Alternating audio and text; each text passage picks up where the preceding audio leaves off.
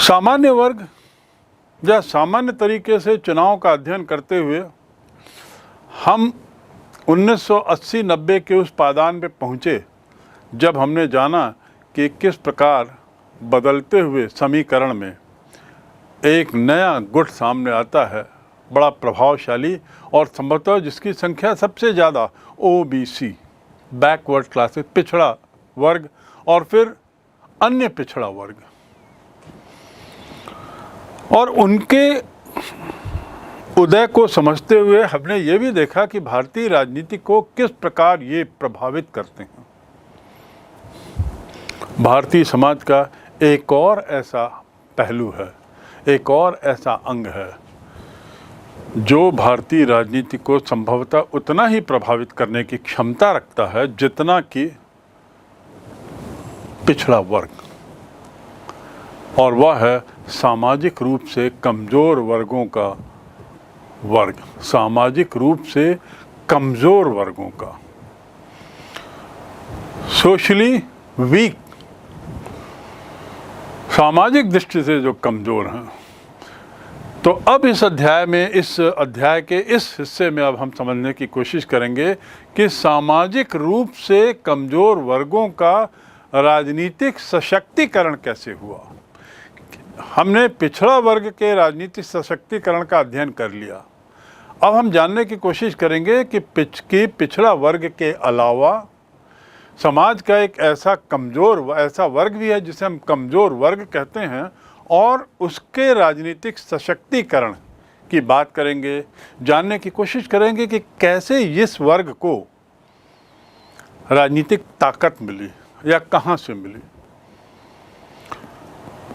इसकी शुरुआत भी 1980 के आसपास ही होती है। इसी दशक में निम्न वर्ग के राजनीतिक संगठनों का उदय होता है। हमने दलित पैंथर्स का जिक्र किया, बामसेफ का जिक्र किया, बसपा का जिक्र किया और कुछ अन्य दलों का भी जिक्र पूर्व में किया है। कुछ इन्हीं दलों के बारे में, इन्हीं के उद्भव के बारे में हम थोड़ा गहराई से समझेंगे। 1978 में BAMCEF, backward minority communities employees federation, इसका गठन होता है, और इसका गठन कौन करते हैं? कांसी राम। ये बामसेफ क्या था? एक लाइन में यदि बोलें तो ये सरकारी कर्मचारियों का था और साधारण ट्रेड यूनियन नहीं था। ये संगठन बहुजन था। बहुजन से तात्पर्य है अनुसूचित जाति इसमें थी के सदस्य थे, अनुसूचित जनजाति के सदस्य थे, अन्य पिछड़ा वर्ग के सदस्य थे और अल्पसंख्यक थे। अनुसूचित जाति, अनुसूचित जनजाति, अन्य पिछड़ा वर्ग और अल्पसंख्यक, 4 लोग इसमें थे। 4 लोगों का ये एक कांग्लोमरेट, एक झुंड था, समुदाय बनाया, जिसे हम कह सकते हैं, जिसे कहा गया बहुजन। और यहीं से बहुजन समाज पार्टी का उदय होता है। ये लोग राजनीतिक सत्ता की जबरदस्त तरफदारी करते हैं, और इसी तरफदारी का राजनीतिक सत्ता की तक पहुंचने की ललक इनके अंदर इतनी तीव्र थी कि बहुजन समाज पार्टी का उदय होता है श्री कांशी राम की अगुवाई में। बहुजन समाज पार्टी अपने शुरू के दौर में एक बड़ी छोटी पार्टी रही, और इसका जो क्षेत्र था, दायरा था, वो पंजाब, हरियाणा और उत्तर प्रदेश, और वह भी सामाजिक रूप से कमज़ोर तबके के लिए, सामाजिक रूप से कमज़ोर वर्ग के मतदाताओं के लिए। लेकिन 1989-90 आते आते ये पार्टी काफ़ी फैल जाती है, ये पार्टी काफ़ी गहरा प्रभाव छोड़ने लगती है। 89 और 91 के चुनाव में इस पार्टी को सफलता मिलती है, और आज़ाद भारत में ये पहली बार होता है जब कोई राजनीतिक दल मुख्यतया सामाजिक रूप से कमज़ोर वर्ग के बूते पर सफलता हासिल करता है, राजनीतिक सफलता हासिल करता है। किनके बल पर? कमज़ोर वर्ग के मतों के बल पर। और जब ऐसा होता है और यह बात लोगों तक फैलती है, तब निम्न वर्ग जागता है और महसूस करता है हम इतने सक्षम हैं कि हम सत्ता बना सकते हैं, सत्ता बिगाड़ सकते हैं। ये बहुत महत्वपूर्ण टर्निंग पॉइंट है, बहुत बड़ा मील का पत्थर है निम्न वर्ग या समाज के कमज़ोर वर्गों के उत्थान में। जब हम समाज के कमज़ोर वर्गों के उत्थान की चर्चा करते हैं तो हम सामान्यतया 19वीं शताब्दी में पहुंच जाते हैं, जब ज्योतिबा फुले, राजा राम मोहन रॉय और अन्य लोगों ने समाज में सामाजिक चेतना जगाने के लिए बहुत सारे प्रयास किए थे। उसी के तहत हम देखते हैं कि धीरे धीरे ये निम्न वर्ग के लोग थोड़ा ज़्यादा शिक्षित होने लगते हैं, सजग होने लगते हैं। फिर भीमराव अंबेडकर जी का आना होता है और कुछ अन्य लोगों का आना होता है जो इस वर्ग की वकालत करते हैं, इस वर्ग की पैरवी करते हैं। और उसी के तहत 1980 आते आते कांशीराम के द्वारा बामसेफ और फिर बहुजन समाज पार्टी, ये निम्न वर्ग के तबके का चरमोत्कर्ष था राजनीतिक व्यवस्था में, जब ये लोग सफलता पाते हैं अपने ही वर्ग के मतों के बल पर। दरअसल कांशीराम के नेतृत्व में बसपा ने अपने संगठन की बुनियाद केंद्रीय नीतियों पर रखी थी। बहुजन यानी अनुसूचित जाति, अनुसूचित जनजाति, अन्य पिछड़ा वर्ग और अल्पसंख्यक, इनको यदि मिलाया जाए तो उन्होंने देखा था कि देश की आबादी में इनकी संख्या सबसे ज़्यादा हो जाती है और संख्या के लिहाज से ये एक मजबूत राजनीतिक ताकत बन सकते हैं। इस बात की पूरी समझ श्री कांशीराम को थी। उनको ये महसूस था कि इतनी बड़ी संख्या जो है, जो सबसे बड़ी है, तो एक ताकत, राजनीतिक ताकत के रूप में इन्हें क्यों न बनाया जाए। बसपा के आत्मविश्वास को इस तथ्य से बहुत बड़ा बल मिला था कि इन चारों के मिलने से हम एक सबसे बड़ा सामाजिक गुट बना सकते हैं। इसके बाद बसपा राज्य में, विशेषकर उत्तर प्रदेश की राजनीति में एक बड़ी ताकत के रूप में उभरती है और एक से ज़्यादा बार वहाँ वो सरकार बनाने में सक्षम होती है। यदि हम बसपा के मतदाताओं की बात करें तो इसमें कोई दो मत नहीं कि इसके मतदाताओं का सबसे बड़ा वर्ग या इसके सबसे बड़े समर्थक, सबसे ज़्यादा समर्थक सामाजिक रूप से कमज़ोर वर्ग के मतदाता थे। सामाजिक रूप से कमज़ोर वर्ग के मतदाता, ये इनका सबसे बड़ा वर्ग था। लेकिन अब इसने समाज के विभिन्न वर्गों में समय के साथ साथ अपनी पैठ बना ली है। अब ये मात्र निम्न वर्ग तक ही सीमित नहीं रह गया है, अब ये अपना जनाधार बढ़ा रहा है। अब अन्य जातियों के अंदर भी इसने अपनी पहुंच बनाई है। भारत के कई हिस्सों में सामाजिक रूप से कमज़ोर वर्ग के राजनीतिक और अन्य पिछड़ा वर्ग की राजनीति ने स्वतंत्र रूप ले लिया है और इन दोनों के बीच अक्सर प्रतिस्पर्धा चलती रहती है। किन दोनों के बीच? सामाजिक रूप से कमज़ोर वर्ग बनाम अन्य पिछड़ा वर्ग। सामाजिक रूप से कमज़ोर वर्ग, इनकी संख्या सबसे ज़्यादा है, उसके बाद अन्य पिछड़ा वर्ग और फिर बाकी। तो इस प्रकार इन दोनों के बीच में एक तरीके से प्रतिद्वंदिता अन्य राज्यों में भी चल रही है।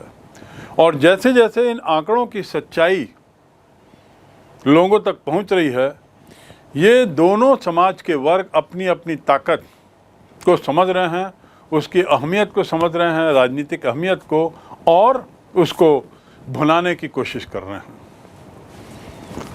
ये हुई संक्षिप्त में पिछड़ा वर्ग, संक्षिप्त में सामाजिक रूप से कमज़ोर वर्ग की बात।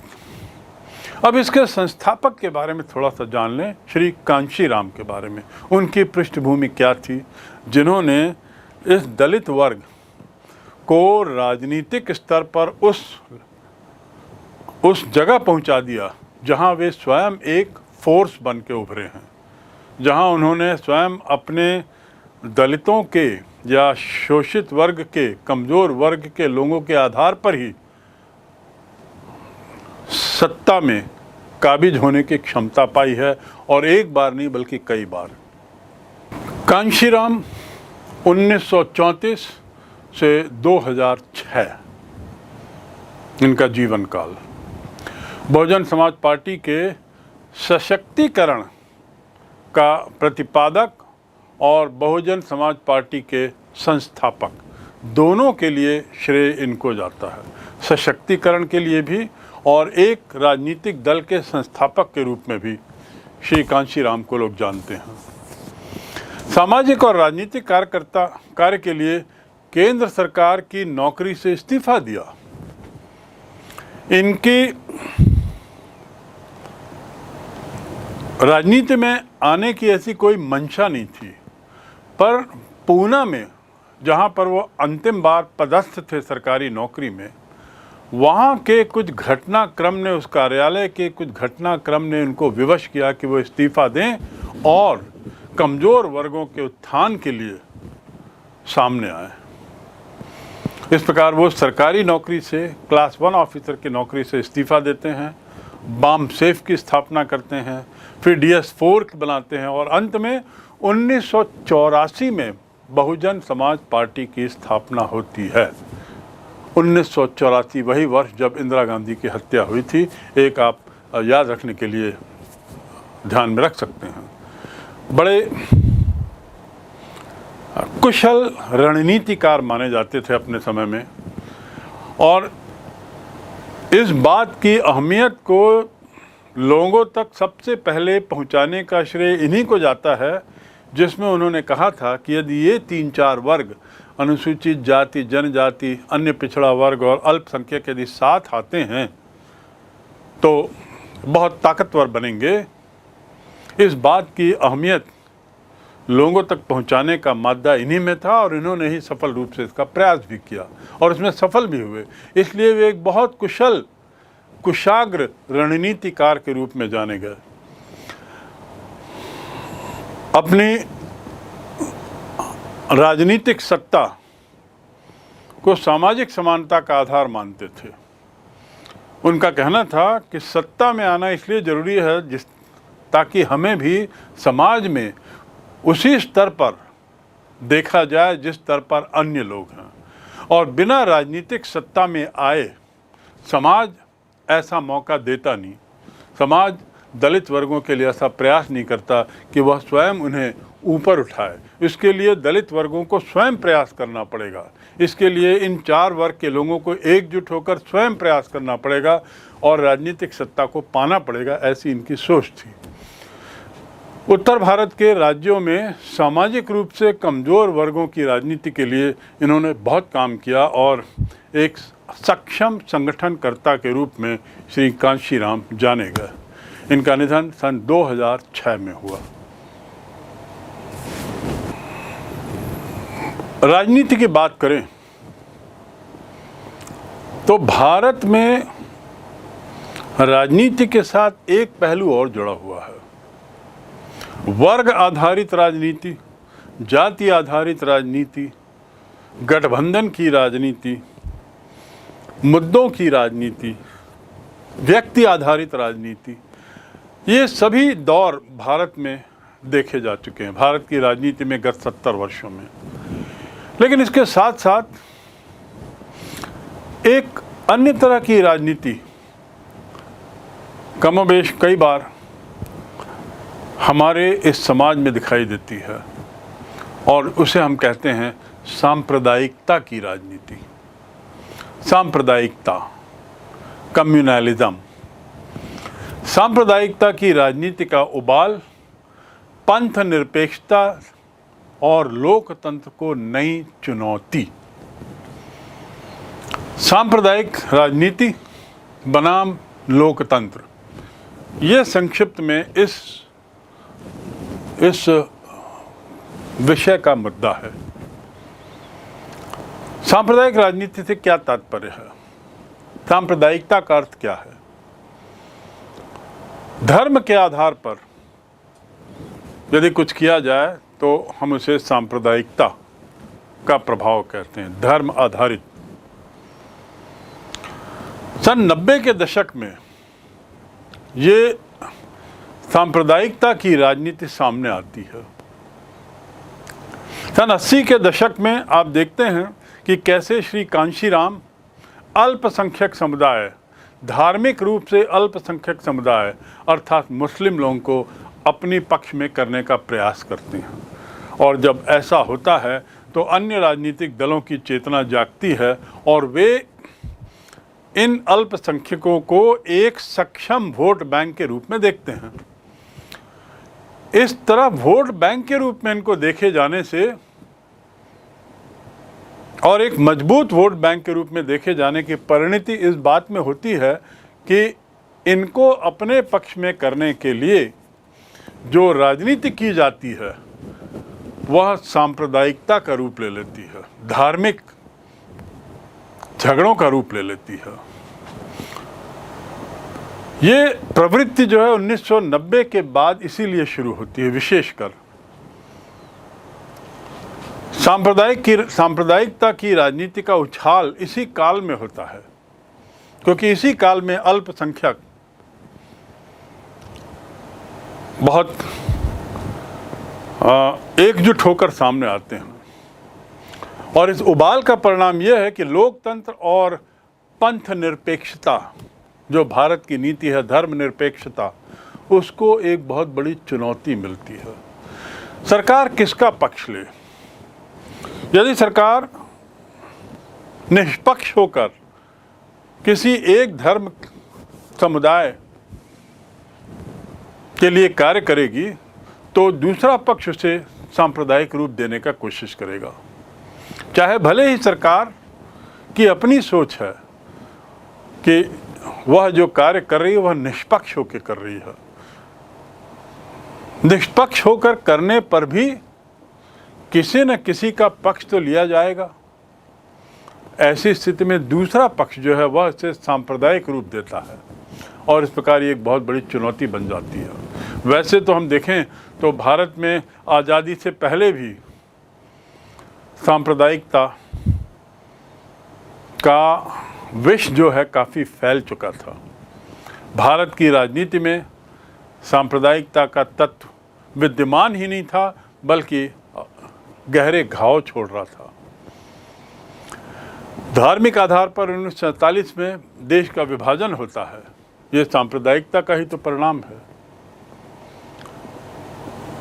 इस विभाजन से सांप्रदायिक भावनाएं जो हैं वो और मजबूत हो गई।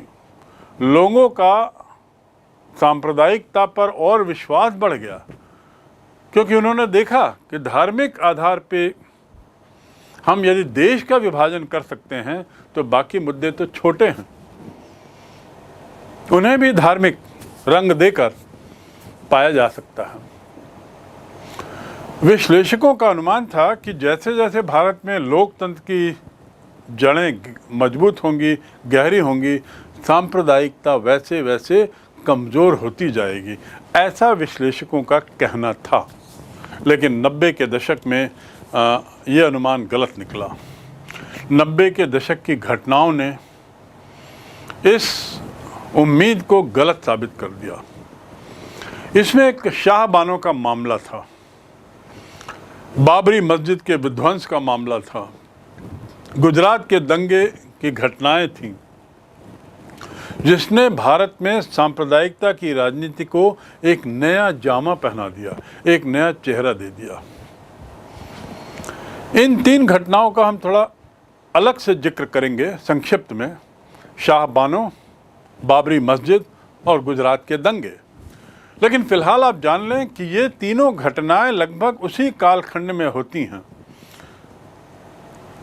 जब गठबंधन की राजनीति का वर्चस्व बढ़ता है, जब पिछड़ा वर्ग, दलित वर्ग, सामाजिक कमज़ोर वर्ग अपनी आवाज़ उठाता है, तो ये 90 का दशक बड़े ऊहापोह राजनीतिक दृष्टि से बड़े उथल पुथल का वर्ष था और उसी में सांप्रदायिकता भी आ जाती है। और ये 3 घटनाएं तत्कालीन राजनीति को बहुत प्रभावित करती हैं, जिसका असर आज भी देखा जा रहा है। इस दौर में आया एक दूसरा बदलाव, धार्मिक पहचान पर आधारित राजनीति। सांप्रदायिकता तो है ही, सांप्रदायिकता का उदय तो इस काल में देखा ही गया, लेकिन अब उसमें कुछ और कड़वाहट इस आधार पे जुड़ गई कि इस काल में हम देखते हैं कि धार्मिक पहचान के आधार पर जो राजनीति शुरू हुई वो इसी काल में हुई और इसके दूरगामी परिणाम होते हैं।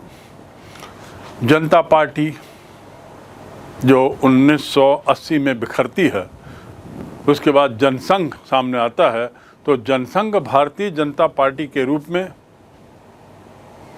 सामने आती है। भारतीय जनता पार्टी ने हिंदू राष्ट्रवाद, हिंदुत्व के तत्वों पर थोड़ा ज़्यादा जोर देना शुरू किया। हिंदू राष्ट्रवाद और हिंदुत्व के तत्व, तो भारतीय जनता पार्टी के उदय के साथ हम देखते हैं इस तरह का एक बदलाव, और उस बदलाव में वह हिंदुत्व और हिंदू राष्ट्रवाद पर ज़्यादा जोर देता है। भारतीय जनता पार्टी का जो विचार है उसमें उसके अनुसार भारत का नागरिक वही हो सकता है जो भारत भूमि, भारतीय संस्कृति, भारतीय परंपराओं के प्रति श्रद्धा रखता हो। भारतीय परंपराएं, भारत भूमि, भारतीय संस्कृति पर श्रद्धा रखने वाला ही भारतीय नागरिक हो सकता है।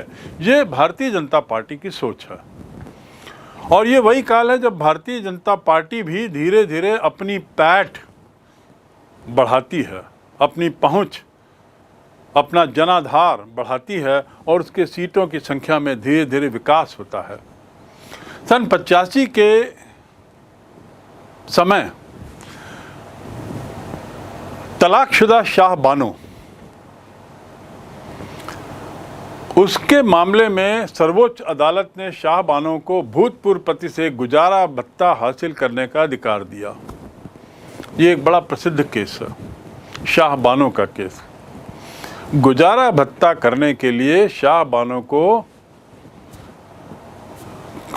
के पक्ष में न्यायालय निर्णय देता है और कहता है कि इसके पूर्व पति द्वारा इसे गुजारा भत्ता दिया जाना आवश्यक है, न्यायोचित है। लेकिन पुरातन पंथी मुस्लिम समुदाय जो पुरानी परंपराओं पे चल रहा था वो उसका विरोध करते हैं, इस फैसले का विरोध करते हैं, न्यायालय के इस फैसले का विरोध करते हैं। और विरोध करने का आधार उनका रहता है मुस्लिम पर्सनल लॉ। उनका जो अपने समाज का जो अपना कानून है उसके आधार पे शाह बानो को भत्ता दिए जाने का, पूर्व पति द्वारा भत्ता दिए जाने का तीव्र विरोध इस मुस्लिम समुदायों द्वारा होता है जो थोड़े कट्टरपंथी, थोड़े पुराने विचारों वाले हैं। एक और जहां मुसलमानों द्वारा सर्वोच्च न्यायालय के इस निर्णय का विरोध हो रहा था और इसे उनके धार्मिक मामलों में दखल के रूप में बताने का प्रयास किया जा रहा था, वहीं तत्कालीन कांग्रेस सरकार उसने मुस्लिम महिला अधिनियम नाम से एक नियम पास किया, मुस्लिम महिला अधिनियम 1986, जिसका संबंध तलाक से जुड़े अधिकारों के तहत था। इस अधिनियम के द्वारा सर्वोच्च न्यायालय के फैसले को तत्कालीन केंद्र सरकार जो कांग्रेस की थी उसने कोर्ट के फैसले को निरस्त कर दिया, रद्द कर दिया। अर्थात सुप्रीम कोर्ट द्वारा भत्ता दिए जाने के आदेश को खारिज कर दिया और गैर कानूनी बता दिया। सरकार के इस फैसले का, सरकार के इस कदम का, सरकार के इस बिल का भाजपा सहित बहुत सारे संगठनों ने विरोध किया और उन्हें ऐसा लगा कि सरकार मुस्लिमों का पक्ष ले रही है। कांग्रेस सरकार जो है वह अल्पसंख्यक का पक्ष ले रही है। इसी दौर में जब इस तलाक के मुद्दे को लेकर, शाह बानो केस को लेकर पूरे देश में दोनों समुदायों के बीच एक तरीके से तनाव बढ़ रहा था, उसी दौरान एक और घटना होती है और वह घटना है बाबरी मस्जिद का विध्वंस। इस दौर में अयोध्या का जो विवादित एक ढांचा था, जिसे बाबरी मस्जिद के नाम से जाना जाता, 1992 में उसे कार सेवकों द्वारा तोड़ दिया जाता है। कार सेवक किन्हें कहते हैं? ऐसे लोग जो धर्म के नाम पर स्वयमेव कुछ सेवा करने के लिए सामने आते हैं। धर्म के नाम पर बिना किसी अपेक्षा के स्वयमेव सेवा करने के लिए सामने आने वाले लोगों को कार सेवक कहा जाता है। तो इस प्रकार कार सेवकों का एक झुंड अयोध्या में उस विवादित ढांचे की ओर बढ़ता है जिसे बाबरी मस्जिद कहते हैं, और जो बहुत अनेकों वर्ष पुराना था, कई सौ वर्ष पुराना था ढांचा, और उसे तोड़ देते हैं। बाबरी मस्जिद के बारे में ऐसा कहा जाता है कि ये जगह वही है जहां पर उनके देवता श्री रामचंद्र का जन्म हुआ था, राम जन्मभूमि। लेकिन मुगल शासक बाबर के कोई सिपह सालार थे मीर बाकी, जिसने इस जगह मस्जिद बना दी और इस प्रकार एक विवाद खड़ा हो गया।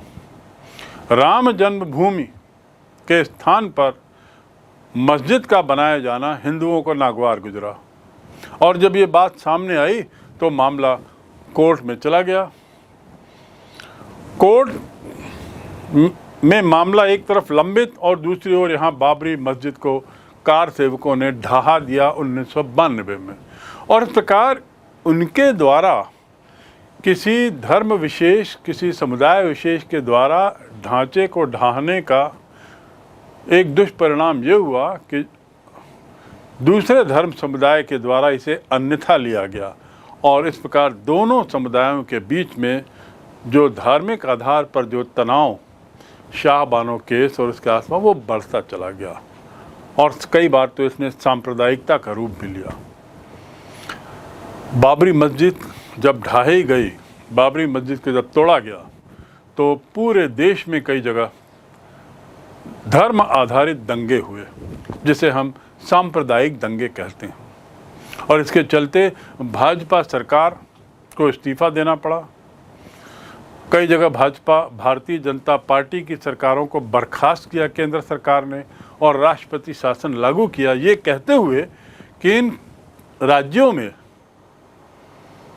सांप्रदायिक दंगे कुछ ज़्यादा हुए हैं, और इसका दोष राज्य सरकारों पर मढ़ते हुए केंद्र सरकार ने, जो कांग्रेस की थी, उसने राज्य सरकारों को बर्खास्त करके राष्ट्रपति शासन लागू कर लिया, और इस प्रकार इन राज्यों की शासन व्यवस्था को एक तरीके से अपने हाथ में ले लिया। इस घटना के बाद सांप्रदायिक सौहार्द के लोकतांत्रिक माहौल में कई दफ़ा बड़ी चुनौतियां आईं। एक और लोकतंत्र की जड़ों को मजबूत करने का प्रयास, और दूसरी ओर सांप्रदायिकता की आग जब तब भड़क उठती थी, तनाव बढ़ रहे थे, और लोकतंत्र में जहां सर्वधर्म समभाव की भावना रहती है, लोकतंत्र जहां पर सब लोग समान दृष्टि से देखे जाते हैं, धर्मनिरपेक्षता या पंथ निरपेक्षता जहां पे शासन किसी के भी धार्मिक मामलों में दखल न देने की गारंटी देता है, वहाँ पर इस तरीके की घटनाएं होना एक बहुत चिंता का विषय बन गया, और हमारे लोकतंत्र के लिए भी खतरा हो गया। अयोध्या में जो विवादित ढांचा था, जिसे बाबरी मस्जिद कहते हैं, उसके विध्वंस की टाइमलाइन को भी थोड़ा हम समझने की कोशिश करें कि किसके बाद घटनाक्रम कैसे आगे बढ़ता गया। सबसे पहले तो जो संगठन था, जो इस विध्वंस के लिए एक तरीके से जिम्मेदार माना जाता है, उसने राम मंदिर के निर्माण का समर्थन करते हुए दिसंबर 92 में एक कार सेवा का आयोजन किया।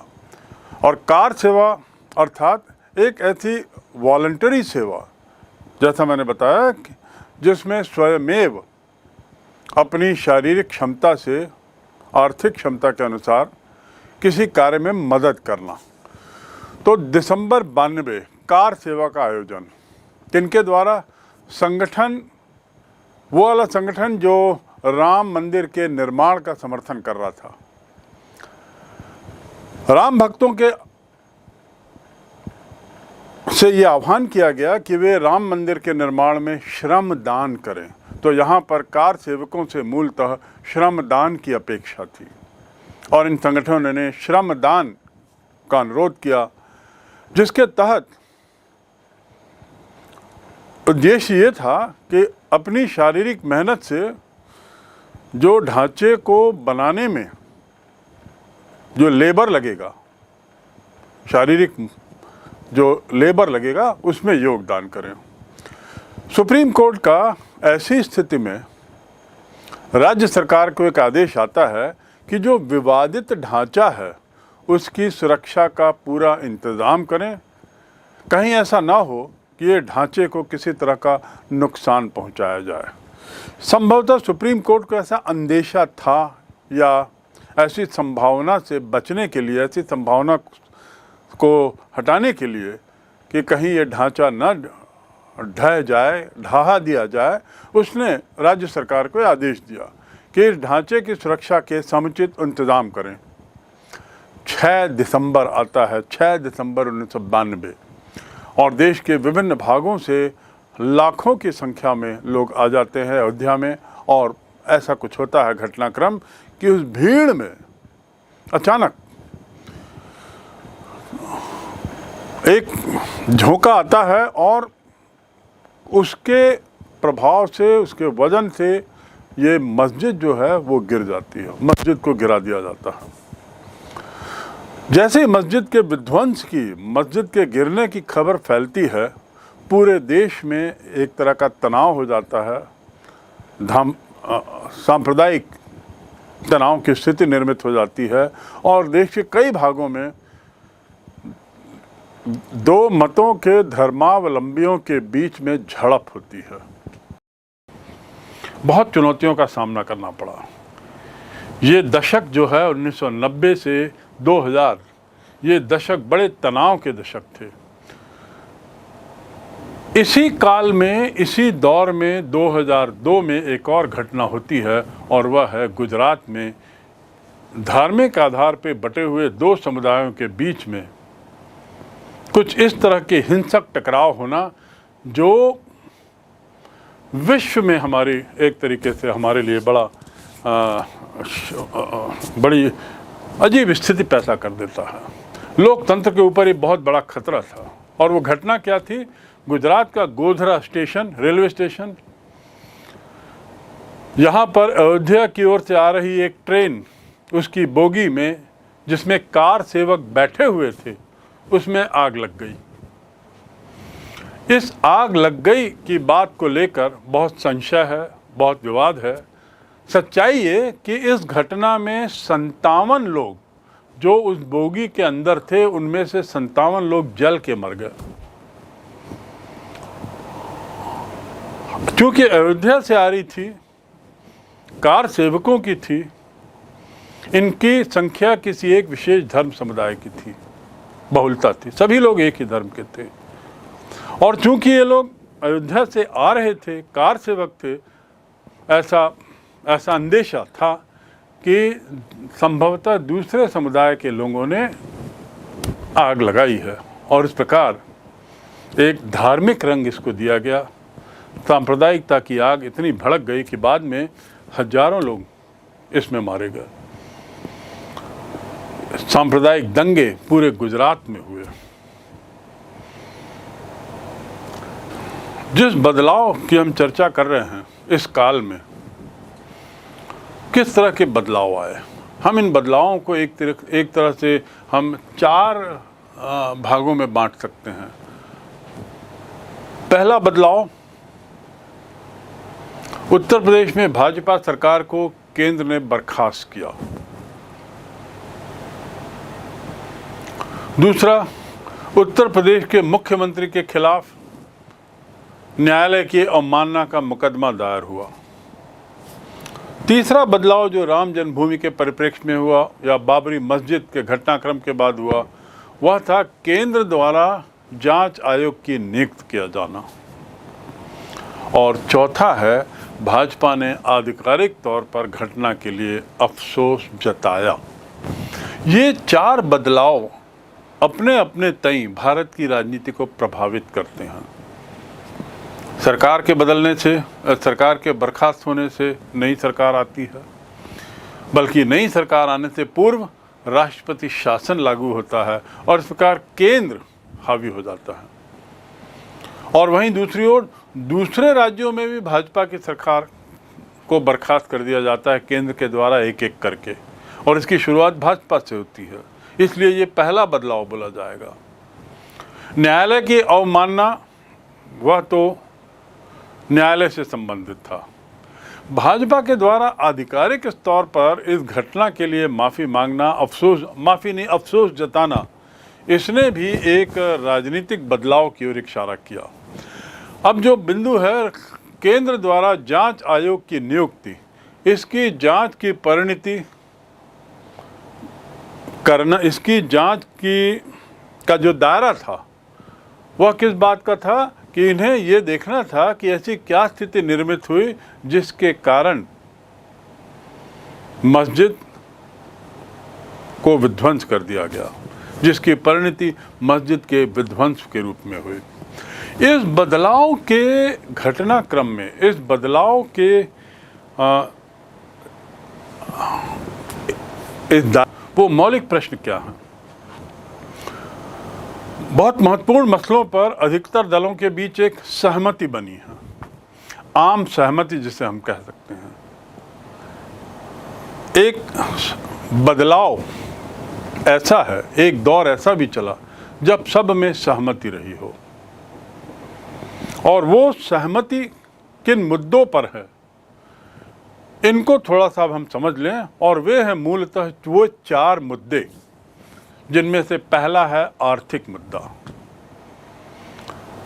यदि मैं आम सहमति की बात कर रहा हूं तो इसका मतलब यह है, दल कोई से भी हों, दल किसी भी विचारधारा के हों, उनकी राजनीतिक सोच कुछ भी हो, लेकिन इन चार बिंदुओं पर एक मायने में सभी दल सहमत हैं।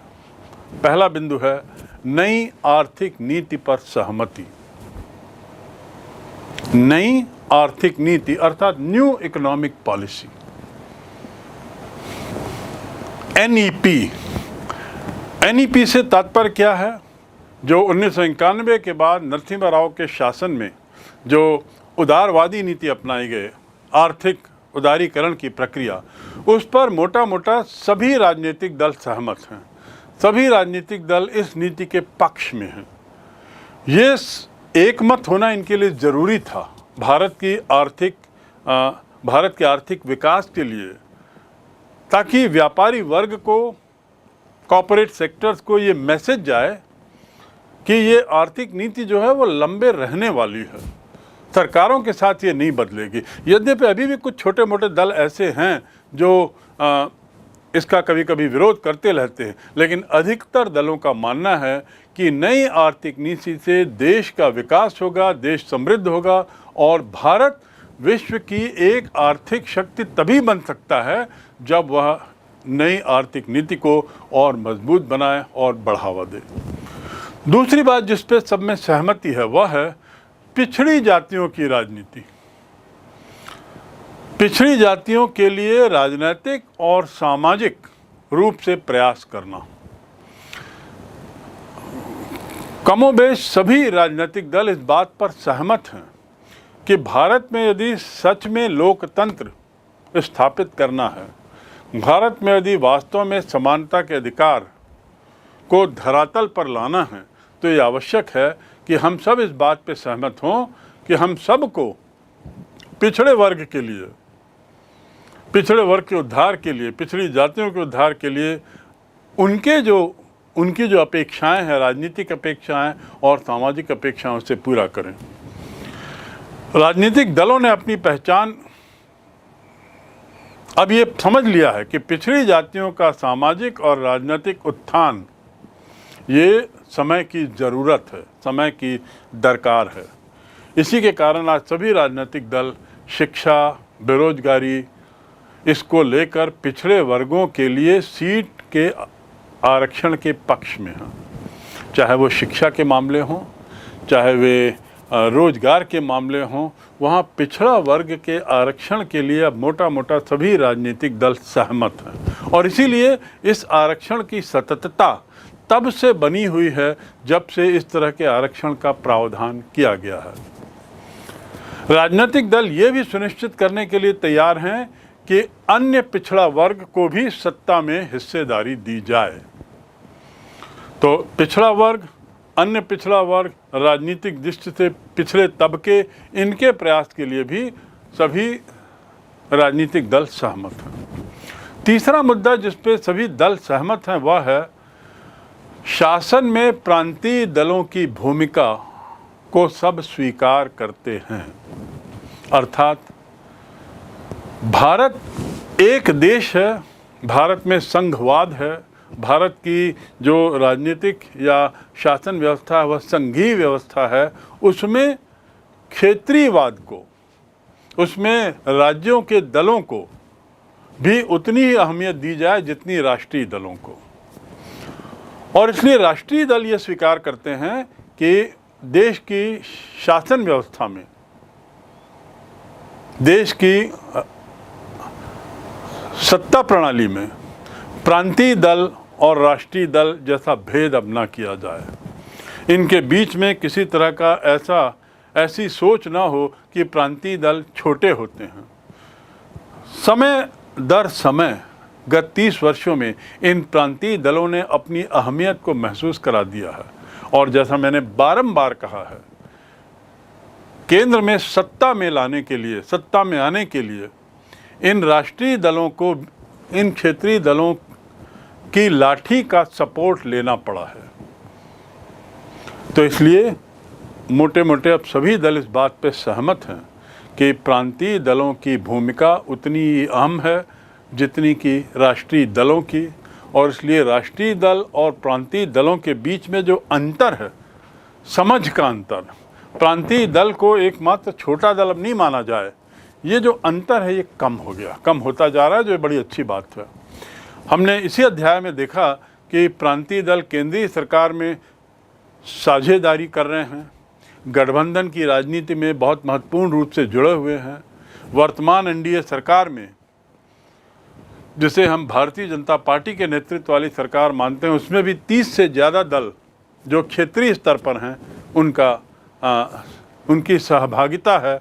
और इन दलों ने पिछले 20 सालों में देश की राजनीति को बहुत महत्वपूर्ण दिशा दी है, देश की राजनीति में बहुत महत्वपूर्ण भूमिका निभाई है। इस 3 बातों पर सहमति, आम सहमति के बाद चौथी और अंतिम बात जिस पर सहमति है, और वह है विचारधारा के बदले कार्य सिद्धि पर ज़्यादा जोर। विचारधारा के बदले कार्य सिद्धि पर ज़्यादा जोर, विचारधारागत सहमति के बगैर राजनीतिक गठजोड़। ये बहुत अहम बिंदु है। विचारधारागत सहमति के बिना भी राजनीतिक गठबंधन संभव है, और ऐसा करने में किसी तरह की आपत्ति, किसी तरह की गलत भावना नहीं। यदि ऐसा होता है तो मिनिमम कॉमन प्रोग्राम, न्यूनतम साझा कार्यक्रम के तहत सरकार चल सकती है। तो ऐसे यदि प्रयास होते हैं तो इसे गलत न समझा जाए। यह सहमति भी सभी राजनीतिक दलों में अब हो गई है। गठबंधन की राजनीति के दौर में राजनीतिक दल विचारधारागत अंतर की जगह सत्ता में हिस्सेदारी की बात, उस पर ज़्यादा जोर दे रहे हैं। विचारों की विभिन्नता से अब उनकी कोई दरकार नहीं, ज़्यादा महत्वपूर्ण है सत्ता में शामिल होना। जो मिसाल के लिए अधिकतर दल भाजपा की हिंदुत्व की विचारधारा से सहमत नहीं है, लेकिन वे दल भाजपा के साथ गठबंधन में शामिल हैं। ये एक उदाहरण है कि भाजपा की हिंदुत्व की विचारधारा, जो उसकी मुख्य विचारधारा है, उससे भले सहमत ना हो, लेकिन भाजपा के साथ सत्ता में शामिल होना ज़्यादा महत्वपूर्ण है। ऐसा सोचते हुए उन्होंने हिंदुत्व की विचारधारा को अनदेखा करते हुए भाजपा के साथ एक तरीके से गठबंधन किया है। अर्थात विचारों को न देखें, कार्य सिद्धि को देखें। हमारा काम यदि होता है, हमारे राज्य के लिए यदि इसी में भलाई है, तो हम समझौता करने के लिए तैयार हैं, गठबंधन करने के लिए तैयार हैं, और इसे किसी गलत नज़रिए से ना देखा जाए। इसका फ़ायदा ये भी है कि गठबंधन 5 साल तो चलता है। ऐसे गठबंधन से भी सरकारें 5 साल चलती हैं। बारंबार चुनाव से बचा जा सकता है। न्यूनतम साझा कार्यक्रम के तहत कम से कम कुछ आधारभूत कार्य किए जा सकते हैं, आदि आदि। तो ये 4 आम सहमतियों के बिंदु हैं जिस पर लगभग सभी राजनीतिक दल सहमत हैं। ये सब महत्वपूर्ण बदलाव हैं और आने वाली जो राजनीति है, इन्हीं बदलावों के इर्द गिर्द घूमेगी, इन्हीं बदलावों के दायरे में आगे आएगी। मुख्य राजनीतिक दल जो हैं वो कुछ एक मसलों पर सहमत हैं। गरीबी, विस्थापन, न्यूनतम मजदूरी, आजीविका और सामाजिक सुरक्षा के मामलों में जन आंदोलनों के जरिए ये राजनीतिक एजेंट के रूप में सामने आ रहे हैं। ये आंदोलन राज्य को उसकी जिम्मेदारियों के प्रति सचेत कर रहे हैं। यह भी एक आम सहमति का मुद्दा है, आम सहमति की बात है कि जन आंदोलन जो है वो एक तरीके से एजेंट हैं, सरकार को दिशा देते हैं, सरकार को जिम्मेदारियों का एहसास कराते हैं। इसी तरह लोग जाति, लिंग, वर्ग और क्षेत्र के संदर्भ में न्याय तथा लोकतंत्र के मुद्दे उठा रहे हैं। इसलिए हम कह सकते हैं कि भारत में लोकतांत्रिक राजनीति जारी रहेगी। हम कह सकते हैं कि लोकतांत्रिक राजनीति और मजबूत हुई है। नए सामाजिक वर्ग सामने आए हैं, नए क्षेत्रीय दल सामने आए हैं और इनकी बढ़ती भूमिका नए राजनीतिक दलों, नई क्षेत्रीय पार्टियों, जन आंदोलनों की बढ़ती भूमिका को चिंता के रूप में इन दलों को नहीं देखना चाहिए। राष्ट्रीय दलों को या सरकार को ये मानना चाहिए कि ये सब जो हो रहा है, चाहे क्षेत्रीय दलों का उद्भव, जन आंदोलनों का बढ़ता प्रभाव और उसके साथ साथ नए सामाजिक वर्गों का उद्भव, ये सब भारतीय लोकतंत्र के लिए खतरा नहीं बल्कि लोकतंत्र की एक ज़रूरत है, लोकतंत्र की मजबूती के लिए आवश्यक है। लोकतांत्रिक व्यवस्था यानी ऐसी व्यवस्था जिसमें सभी पक्षों को, सभी लोगों को, सभी पहलुओं पर अपनी बात रखने का, अपने विचार रखने का, अपनी बात मनवाने का मौका मिले। और ये तभी संभव है जब हम क्षेत्रीय पार्टियों को, विभिन्न समाज के विभिन्न तबके के लोगों को और साथ ही जन आंदोलनों के जरिए, रैलियों के जरिए अपनी आवाज़ ऊपर तक पहुंचा सकें और सरकार को इस बात के लिए विवश कर सकें कि वह इस आवाज़ को सुने और उपयोगी या उचित कार्रवाई करे।